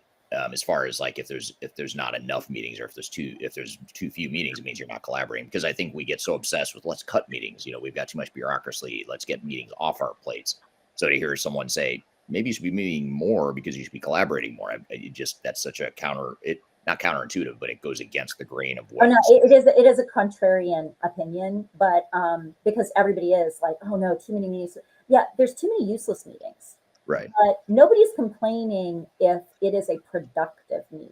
And I grew up on conference calls, not even video calls, conference calls, right? Because we were a globally dispersed company and even a US dispersed company. So this whole talk track of you can't have a productive meeting remotely or over the phone or over video, I don't buy it because it's been my entire career. Yeah. Accomplished some pretty big things doing it that way. So I know you have to talk, you do have to collaborate. I mean, meetings are okay. But you're right. If they're ineffective, if you're just having a meeting because you're supposed to have the meeting without any real purpose, then of course that's a different story. But and I literally was at a company where there was a meeting that they had, I think once a month or something, and like 100 people would come on the meeting and nobody ever said anything. No one ever asked any questions. And I'm like, number one, I don't understand why there's 100 people on this meeting because they're not interacting. They don't care. But it was literally, well, it's on my calendar. I'm supposed to go to it. And I canceled that meeting because I took over the team and I canceled the meeting. Not one single person was like, oh, where'd my meeting go? None of them cared. Right. Yeah. Right. Didn't miss it. Didn't miss it. So what's the most difficult integration you've ever been involved with? I know you've done this a lot through your career, going back to AT&T, and you've done it quite a few times since then. But what's the, could you describe a case study or a use case of the most difficult one you've been involved with? I mean, different ones are different are difficult for different reasons. So at AT&T was really the merger examples, and to be honest, they know what they're doing, right? The hardest part about the AT&T and Singular merger at the time was, so if we remember, Bell South and Southwestern Bell owned Singular. They actually bought AT&T Wireless, and so then AT&T Wireless became Singular. So the AT&T that you know today is not the original AT&T. We absorbed the original AT&T and then took their name. And so that was hard because they were both public companies, because they were both in the top 3 carriers. There was a lot of FCC and Justice Department scrutiny before the merger was approved. And there's a lot of rules around those kind of mergers, right? So we were not allowed to plan with the other party directly without parlor rooms and attorneys present, because we were still competitors until that merger happened. And we were both of significant size. So it was not going to go under the radar if we were talking to each other and behaving as anything other than competitors. And we couldn't have attorneys every minute of every day to be there. So the hard part of that one was we pretty much planned that in the dark. And where you had key like interfaces that you needed to build and things like that, yes, then we would set up a parlor room and we would have a conversation. But for the most part, the Singular side of the house defined the strategy, decided what needed to be done, guessed as well as we could, looked at publicly available information, called the 800 number, whatever we could do to get the information, but we planned that puppy in the dark. And then we only had 30 days to execute it once the merger closed. So that was hard just because of the constraints put on us, but it was easy because when we had the clear, ready, and aligned like competencies, we were firing on all cylinders. And so while it was a hard thing to do, it actually was one of the easier projects to run. The ones that are hard for me personally are the ones where you can't get out of your own way. And I've had a couple of those where, one that I worked on, they wanted to do the stuff in-house. They wanted to do the IT stuff in-house, but the IT organization was just not capable of doing it in-house, but they were insistent on doing it in-house. And as a result, things were just not going as fast as it needed to go. We were burning money. And it ended up being we're not where we should be on the plan. And so then, IT got defensive about scope, and the business was like, it's not a scope problem, it's a productivity problem. And so then you end up having a bunch of infighting. And that's just where the company literally they should have hired SIs, hindsight 2020, they should have hired external SIs to just work the project. And that one would have been much easier. And then I've had another one where culture culture got in the way. The technical things were accomplished, but I have no doubt that if you go back and visit that company 5 years from now, because the cultural aspect didn't really click, I think that it was just a moment in time where they were brought up to date technically, but I think they're gonna continue to go back to what they've always been, and that's disheartening. So it's not hard; it's hard to watch it. It's Right. hard to know how the story's gonna end. And so those for me are the ones that are the hardest. When I know you could be more, I know you could do more, and for whatever reason, you're in your own way. Right. We're here with Kimberly Eubank talking about how to integrate business and technology for growth. We've got a lot more to cover, but first we're going to take a quick break. We'll be back with more Transformation Ground Control.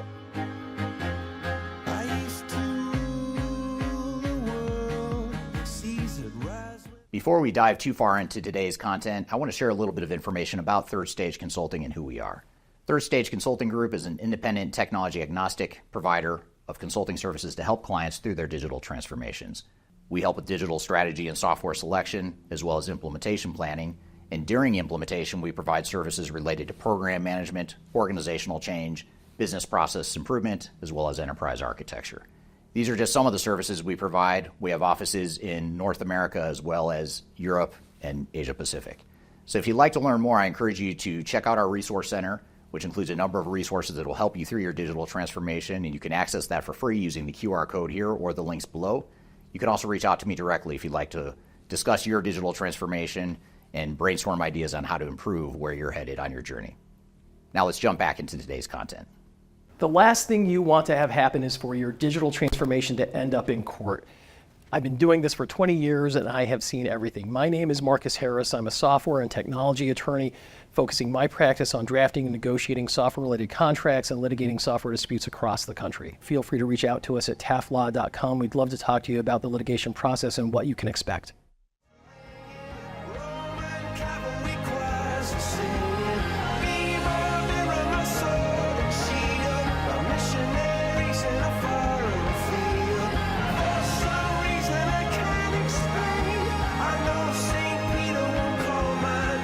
Hello, welcome back to Transformation Ground Control, episode number 176.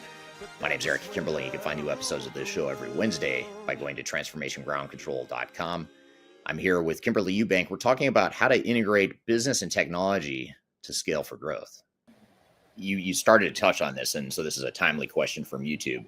In the context of M&A, what are the best practices for achieving data consistency and integrity while merging disparate ERP systems? And how can one standardize operations post-merger? Big question, very broad question, but let's focus on the technology piece because you were just sort of touching on that a moment ago. What are some of the just high-level general best practices for how you bring technology together and how you standardize technology and data across multiple entities when you're trying to go through that sort of merger? Yeah, so I'll go back to AT&T. So AT&T at one point, the singular side of AT&T. So before the AT&T merger, it was singular, right? So it was the joint venture between Bell South and Southwestern Bell. And Bell South, when they had purchased entities, they integrated them within a couple of years. And so they ended up having all of their properties on one billing system, which in manufacturing call it an ERP, but in telecom, we called it a biller or billing system. They had one. The Southwestern Bell side of the family had taken a completely different approach, and they had not integrated anything. And so when they kept acquiring, if you guys remember the cellular ones, right? There'd be a cellular one of Indianapolis and a cellular one of Chicago and a cellular one of Poughkeepsie. When they brought those into their fold, they didn't do any integrations. So when we became one and tried to form singular, there was something like 12 billing systems that we had to get down to one billing system. Wow. And so when I say data mapping, and more data mapping, I mean, that may seem so basic and old school, and there's probably a lot more modern ways to accomplish that. But really understanding the core elements of your data that you need to do business, right? Because 90% of it's going to be the the same things. And then you've got to sit down and you got to decide on definitions, right? So even two people using the same ERP could be using fields in that ERP differently.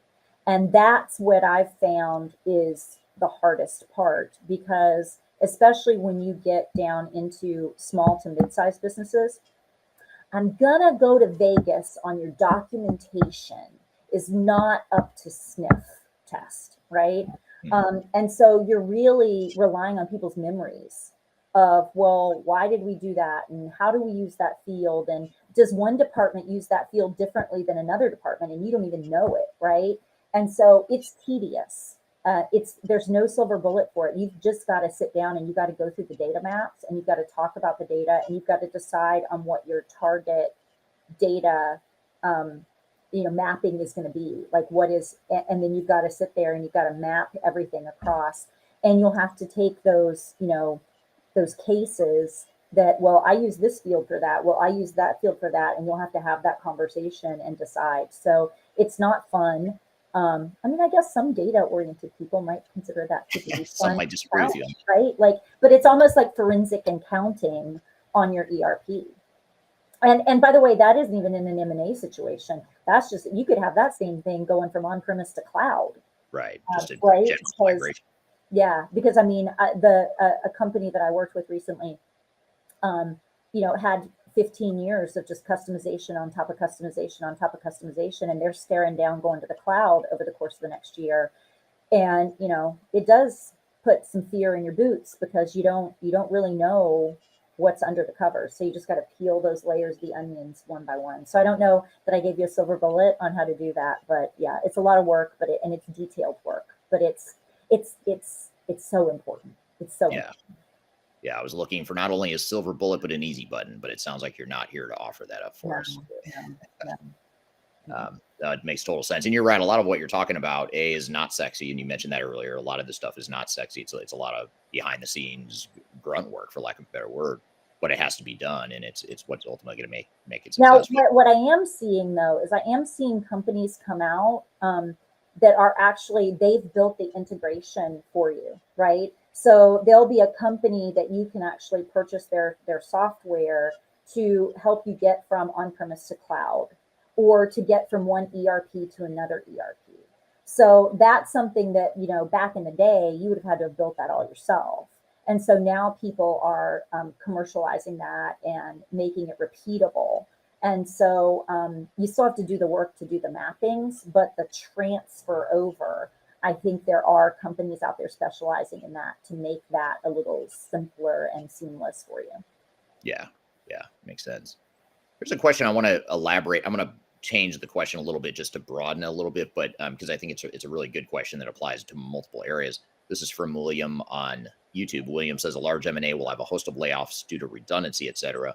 How do you determine who stays and who goes? Do you defer to the acquiring company? And actually, why don't I broaden that, just talk about people and technology? When you look at what people are going to stay or go, and what technologies or systems are going to stay or go, or how are you going to address technology? What's the sort of the pecking order or the hierarchy of how that typically works, or where you've seen it be most successful in terms of who determines what people, what technologies are going to stay or go? Yeah. So in the technology space, I have typically seen that to be acquiring companies' tech is probably going to win unless they're not happy with their solution. So let's say they're a Salesforce house. You're probably going to Salesforce, right? But let's say that their ERP, they don't like their ERP, or they're having issues with their ERP, or their ERP is on premise and your ERP is already in the cloud. In that case, they, if they're doing it the way they should be doing it, then they're looking at it and going, oh, well, actually, instead of bringing them over to on-premise and then having to take both of us to cloud later, let's just us go to cloud and go to your ERP and get it over in one fell swoop, right? So on technology, I have typically found that the acquiring companies' technology will win, just because it's in place. And it's working. As long as it's working for them and it's already integrated into everything else, it's just one less thing that they have to deal with. On the people side, you know, I, there's going to be as many different flavors of this as the companies that undertake it. Yes, there will be redundancy. Yes, you don't need two people doing the same job.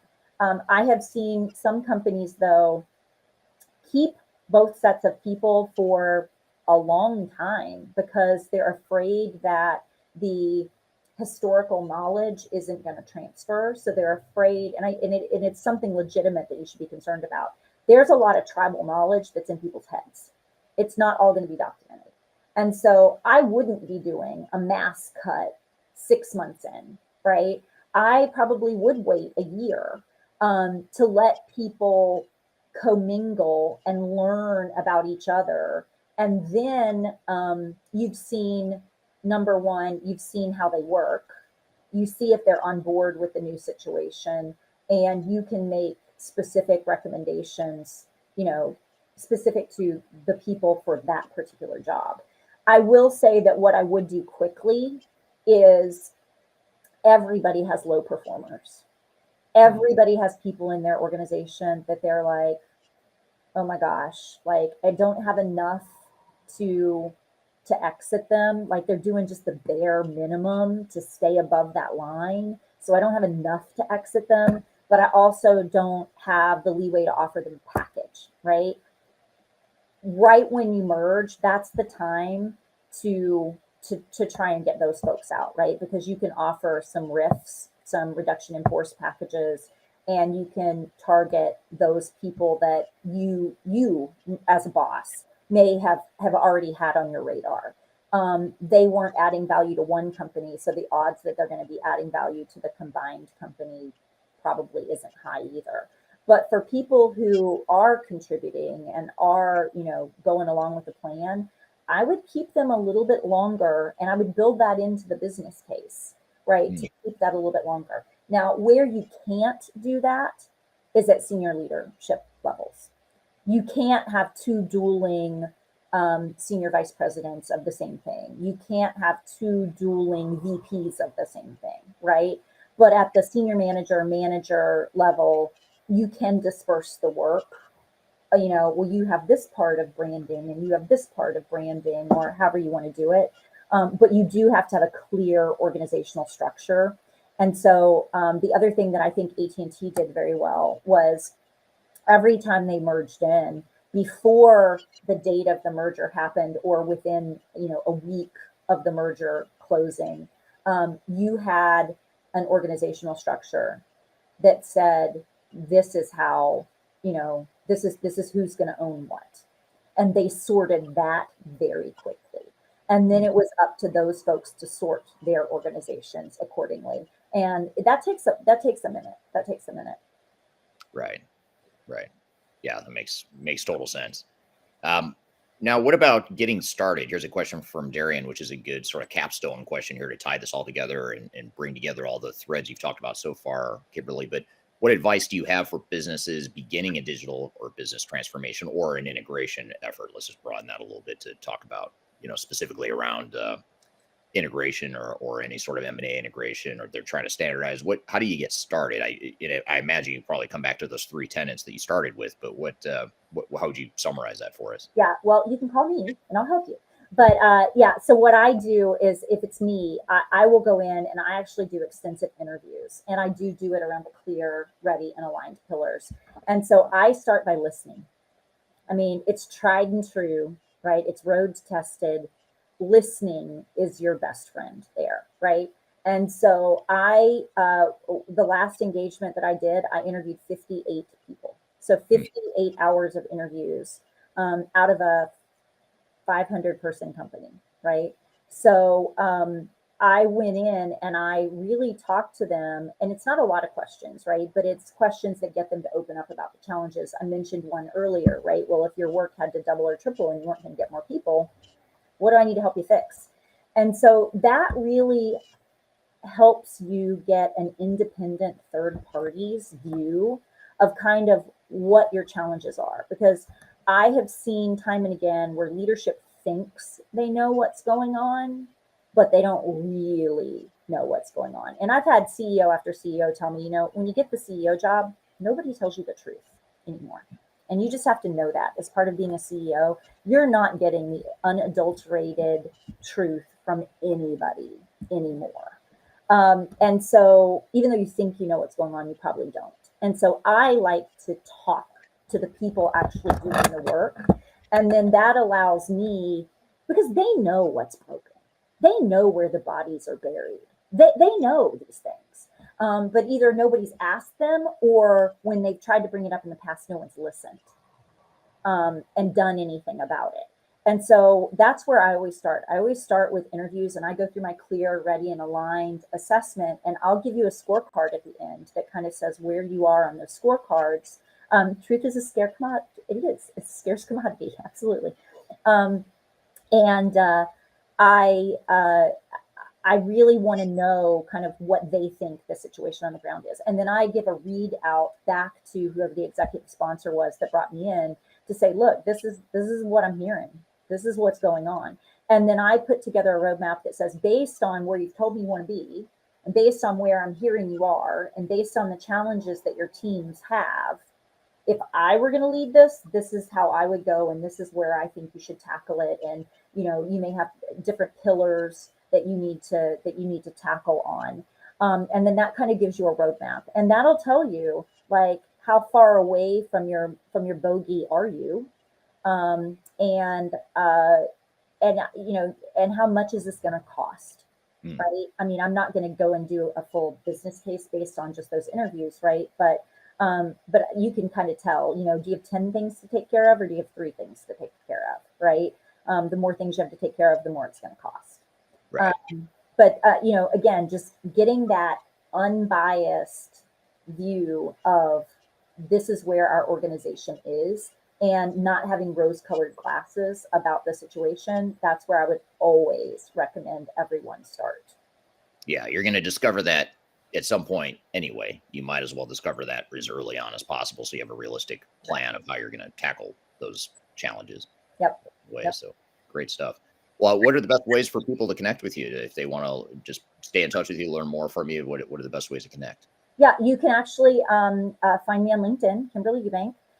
But then you also can, if you want to have a conversation with me, you can reach out at kimberlyeubank.com, my website, and just submit a contact form, and you can set some time on my calendar and we can have a conversation. I really appreciate having her on the show, and appreciate all the great audience questions there as well. So thank you for that. We're going to shift gears here and have another guest on here in just a moment. We're going to bring on Jocelyn Hayes to talk about best practices in ERP implementation. So be sure to stick around. We're going to bring her on here in just a moment. But first, we'll take a quick break. We'll be right back with more Transformation Ground Control. Just tell me what you've got to say to me. I've been waiting for so long to hear. I'm excited to share our newly released 2024 Digital Enterprise Operations Report. This free download is available on the Third Stage website at thirdstage-consulting.com. This report is truly packed full of technology-independent and agnostic insights for your project to ensure that you're strategically optimized for success. Download your copy today with the QR code in front of me, or visit our website for more details. Hi, this is Eric Kimberly with Third Stage Consulting and your host of Transformation Ground Control. I want to encourage you to read our Guide to Organizational Change Management. It's a free report or free guide that we publish. It's one that I actually wrote that talks about best practices and lessons learned as it relates to change management. So as you know, on this podcast, we cover a lot of stuff related to the human sides of change, organizational change management, including training, communications, org design, all kinds of stuff as it relates to change management. So if you're trying to learn more about change management, or you're looking for more direction and ideas on how to get started on your change management strategy and your overall journey, be sure to check out this guide. You can read it by scanning the QR code on the screen in front of you, or in the links below for this particular podcast episode. You can find a link to take you to the page that will allow you to register to go ahead and download that and read it for free. So be sure to check it out. It's the Guide to Organizational Change Management, written by yours truly. I hope you enjoy it. Let me know what you think, and hope you enjoy the rest of this episode.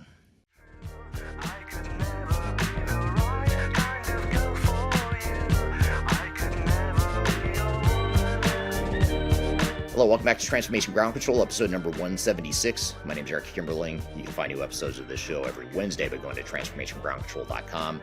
And we cover every week everything you need to know about strategy, people, process, technology, everything related to digital transformation. So be sure to check out past episodes at transformationgroundcontrol.com. And you can find new episodes every Wednesday. So I'm excited for our next guest. This is actually a clip of a podcast interview on our sister podcast called Journey to S4HANA. You can go to journey2s4hana.com to learn more about that podcast, listen to all the past episodes. But the reason I like this interview and the reason we want to play it on this podcast, which this podcast is not specific to any technology, it's tech agnostic, of course, even though this discussion was in the context of SAP implementation best practices, most of what we talked about, if not all of what we talked about, is relevant to any sort of ERP implementation. It's a great conversation, so I thought it'd be great to play for you here in today's episode. So with that all being said, let's roll the clip of my interview with Jocelyn Hayes talking about best practices in ERP implementations. And you mentioned some of the other platforms that SAP has acquired, for example, Ariba on the procurement side and SuccessFactors within HR. Yep. Concur, Hybris on the CRM side. So you've got these different solutions that SAP has acquired over the years. How are those platforms being deployed with S4HANA? Or maybe put it another way, how do those platforms affect S4HANA implementations in your experience? Well, if it's being done at the same time, it certainly increases your risk and your complexity of your project. And obviously the cost. Right. So, I would always encourage clients to try to limit their scope as much as possible without having to do a lot of rework down the road, and really be selective in what technologies they go with in their phase one round, so that they're not biting off more than they can chew. I think a lot of companies that try to do it all at once end up failing and having to restart and replan. And it ends up costing them a lot more money than just trying, than their original approach of trying to do it all at once. Yeah. The other question I have a lot of times when we see clients that are thinking about implementing S4HANA along with one or more of these other bolt-on systems, for lack of a better word, even though they're all SAP, there are separate systems. But one thing I have to wonder too is, like, do you really need them? Like, do you need SuccessFactors? Do you need Ariba? Or could you get by with the core functionality of S4HANA? And I think that's another question you often have to ask yourself, because I think if you're a sales rep, you might. Yeah. Do you need Ariba as your purchasing processes and your those kinds of processes that complex that you need that additional tool? Or can you use the HCM in SAP or the HR modules in SAP and not necessarily have to have SuccessFactors? Absolutely. And I would also encourage customers, being on the focus on the business readiness side, is looking into some of the tools that will actually help support your operations as you go live.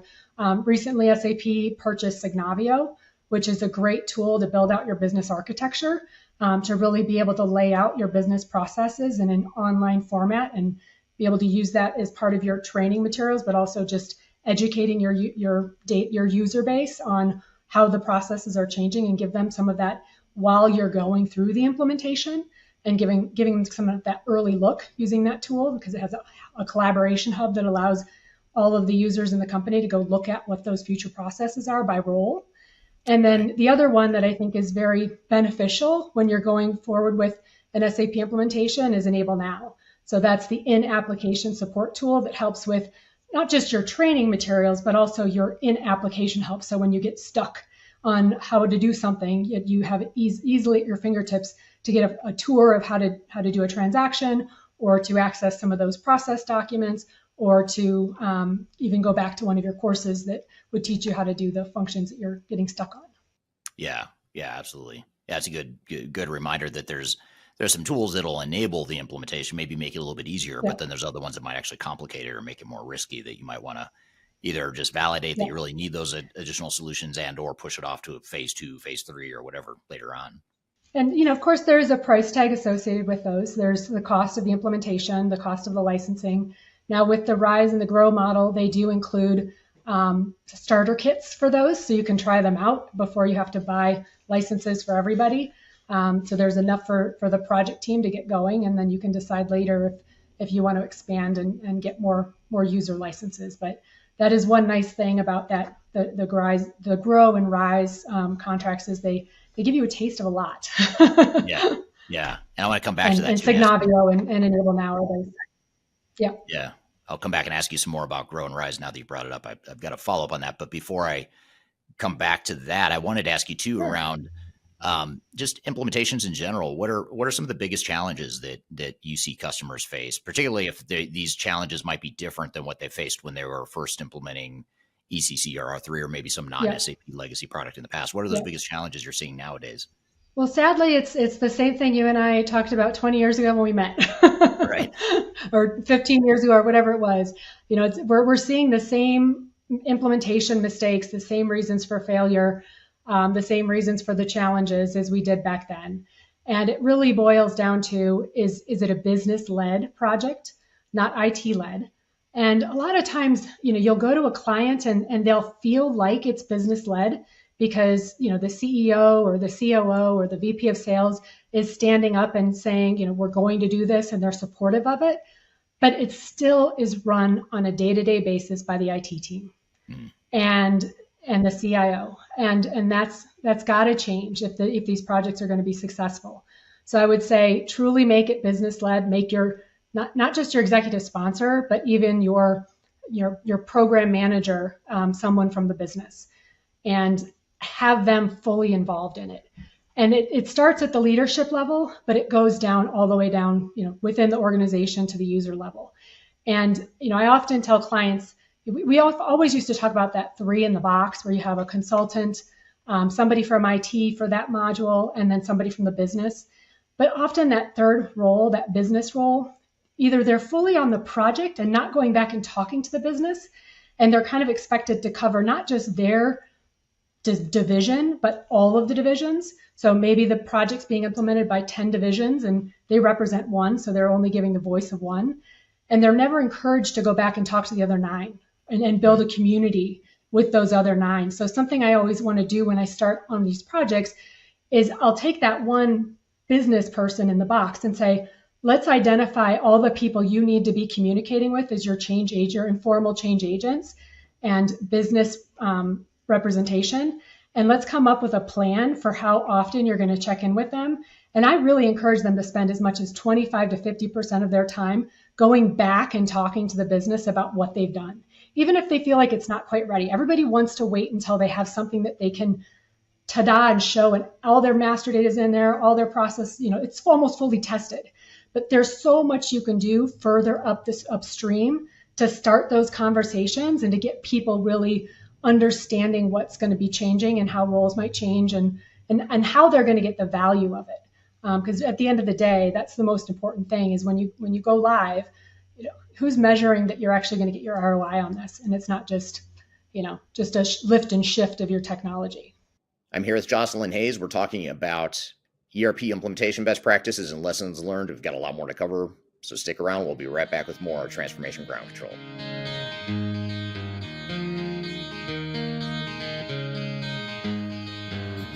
Could you whisper in my ear?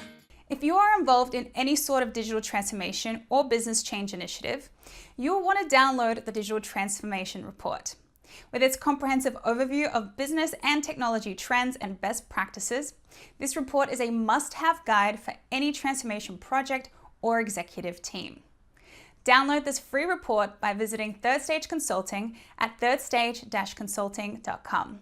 You can also visit our website to learn more about us or download independent reports, videos, and other best practices. Again, visit thirdstage-consulting.com today to learn how you can take your transformation to the third stage of success. I recently published my first book. It's called The Final Countdown: Strategies to Reach the Third Stage of Digital Transformation. And I wrote this book because I really wanted to find a concise way to share some of my knowledge around digital strategy and how to get started on a digital transformation journey. So in this book, I cover 3 different sections. I cover the people, process, and technology aspects of transformation, with the idea that it's meant to be a starting point, a launching pad for organizations and team members that are going through digital transformations. So I encourage you to buy this book. You can get it electronically, you can get it paperback, or you can get it in hard copy, as I'm holding here in front of you. You can get it by going to thefinalcountdown.com. You can also search for it on Amazon if you shop at Amazon. Otherwise, just go to thefinalcountdown.com. Love to hear your feedback on this book as well. So I hope you check it out and hope you enjoy. Yes, I'll do anything you ever dreamed to be complete. Yes, I'm enough. That's all. Hello, welcome back to Transformation Ground Control, episode number 176. My name is Eric Kimberly. You can find new episodes every Wednesday by going to transformationgroundcontrol.com. And the show is sponsored by Third Stage Consulting, an independent consulting firm that helps clients throughout the world with their digital transformation journeys. If you'd like to learn more about how we can help with your digital transformation, be sure to reach out to myself, or you can reach out to thirdstage-consulting.com. And we're here with Jocelyn Hayes. We're talking about some best practices and lessons learned from ERP implementations. Let's jump back into the conversation. You know, a lot. Let's face it and call a spade a spade. A lot of customers are going to S/4HANA right now because they have to, because they don't want to deal with the end of life, lack of support for ECC and R3. So a lot of customers are not thinking necessarily strategically. They're thinking more reactively to, SAP is cutting off support, so therefore I need to move to S/4HANA, preferably cloud, by the way, ASAP, basically. So what, how do you convince customers to not think so reactively and think more strategically about what they want out of S/4HANA, so they're getting the full value that you allude to there? Well, it always depends on the customer and to know your audience, right? And who you're speaking to at the customer.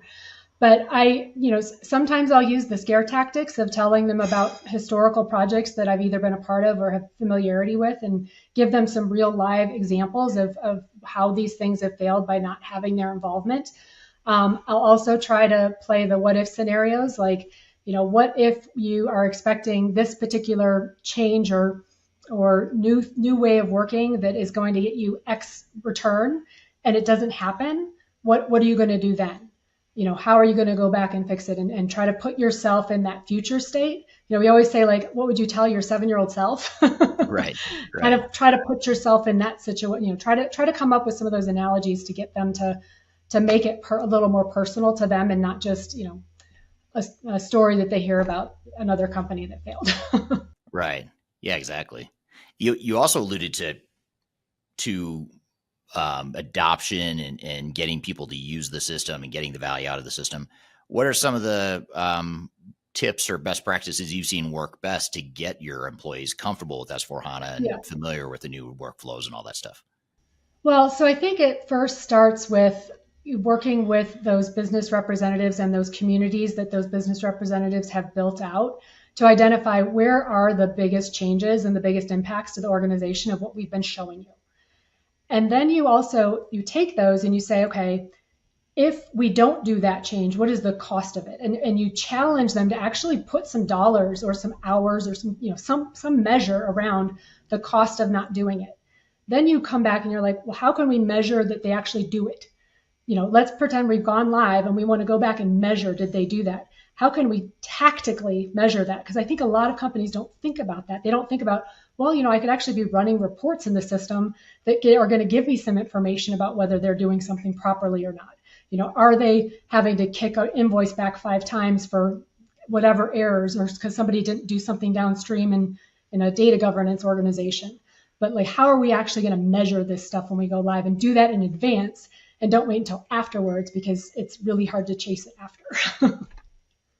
Yeah, exactly. Yeah, and I think identifying the changes to people and their jobs and how it's going to affect their workflows, I think that's a great way to start, because that's really sort of that grassroots. That's where the grassroots adoption is going to happen in their world, not just the big picture of how SAP is being deployed, but more specifically, how is it being deployed for that individual or that work group, and how's it going to affect their jobs? Right. Well, and then of course, working with the mid-level management to ensure that they understand the cost of not doing those changes, and put some ownership on them, and put it as part of their KPIs for their performance metrics. So it's really important to actually try to measure what matters in these projects, but figure out in advance what you want to measure, so that when you do go live, you're measuring it, and that you've also talked in advance to the communities about, here's what we're going to measure to make sure we're successful, so that they know that those are the important things they've got to do to change, to reap the benefits of the system. Yeah, exactly. It's easy to say, but it's so hard to do. Yeah. Well, and you mentioned a few minutes ago about how when you and I met 15 years ago, or when you and I started in this industry close to 30 years ago, I think we both started around the same time. It's amazing to see how many of these same mistakes keep getting repeated year after year, decade after decade. So it's always fun to unpack and talk about, what should be happening that's a little bit different than the way companies have implemented technology in the past. And I'd like to touch on another part of of where failure comes from, or challenges. So, we know that every SAP customer, when they're doing an SAP implementation, typically go with a system integrator, with an SI. And it can be, tier 1, tier 2 SI, it doesn't matter. Their job is for solution readiness. And then, what I'm talking about is business readiness. Their job is not to get your business ready. They'll say they are, but ideally, really, if you look at their contracts, at the end of the day, they're responsible for getting your solution ready. And they'll say that we're going to make it meet your business requirements, and it's going to, we're going to use as much of the standard operating practices in the system, the best practices. We're not going to customize things as much as they, but it really comes down to they're there to get the solution ready. So who's there to get the business ready? The businesses. So it has to, again, going back, it has to be business led, and you have to make sure that you have the right commitment in place for the time and the energy of those people from the business that are going to be in that project. Right.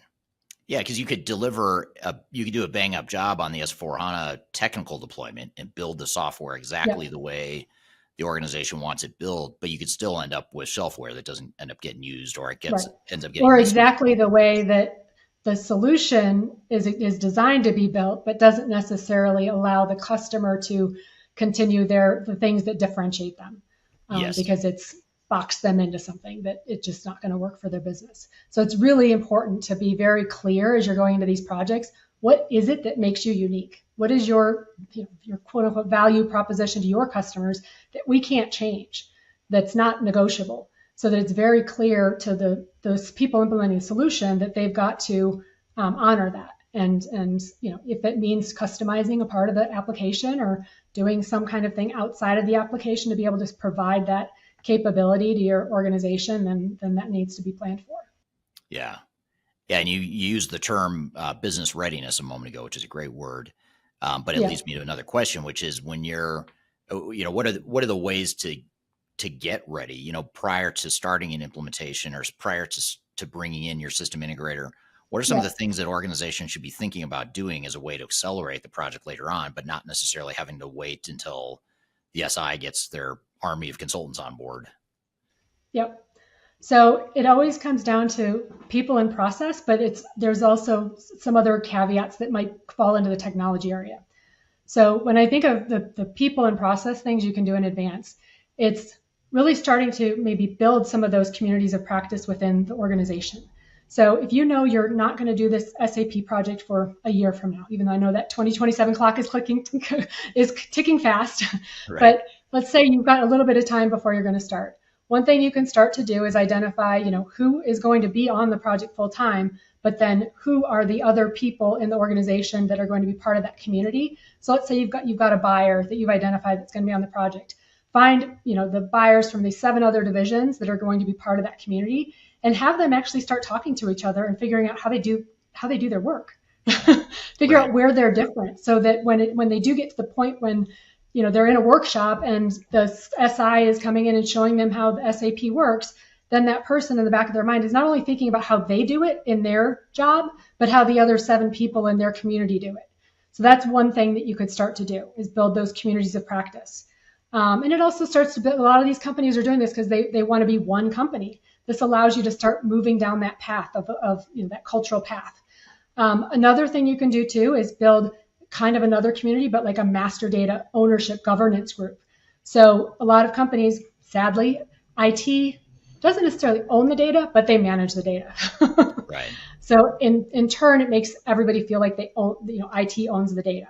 They're always the ones that are even creating the data for them. So change that organization structure. Move the data maintenance, the data governance to the business. identify your customer data stewards, identify your material master stewards, and again, build those communities and start to identify where can we clean up our data, where can we standardize our data, where can we combine our data, all those things. Because when we go live, I always tell clients, like, of the tickets that come in that are related to the system, that 80% of those tickets are data related. It's not because the system doesn't work. It's almost 80% data related. And then of the 100% of the tickets that come in, 50%, the top 50, are user readiness related. Like, people just don't know how to do something. They weren't trained well enough. And then the other 50% are system related, but of the system related ones, 80% are master data. So master data is by far the biggest thing you can do in preparation for your SAP implementations. So those are the two things I think are really important to do if you've got some time before you're starting your project. And if you don't, do it as soon as the project starts. All right, great stuff. Thank you, Jocelyn. Good to have you on the show here. Even though technically she was on a sister podcast, she didn't know we were going to use that same interview for this podcast, but she's getting a double appearance without even knowing it. So thank you for that, Jocelyn. And hopefully, even though that was focused on SAP implementations, like I said, most of what we talk about there is relevant to any sort of ERP implementation. So loved having her on the show, and hope to have her on again soon. So that's what we've got for you today. I want to thank you for joining here today. Also want to be sure you take advantage of that early bird discount I mentioned at the beginning of the show for our Digital Stratosphere Conference in Denver, October 2nd through the 4th. I'll be keynote speaking at it. There'll be probably about 20 or 25 other great speakers from throughout the world. Some big name speakers as well. So be sure to check out the agenda. It's continuing to get updated daily at stratosphere2024.com. If you buy your tickets by the end of June, you get 20% off. Hope to see you there. It's October 2, 3, and 4 in Denver, Colorado, in the United States. Hope to see you there. And there's if you aren't able to make it to the United States, by the way, there's also hybrid options as well, or virtual options as well. So we'll be streaming it live as well, so you can buy virtual passes if you aren't able to join in person. So be sure to check that out. So glad that you're able to join our podcast here in the meantime. Hope you have a great week, and we'll see you next time on Transformation Ground Control.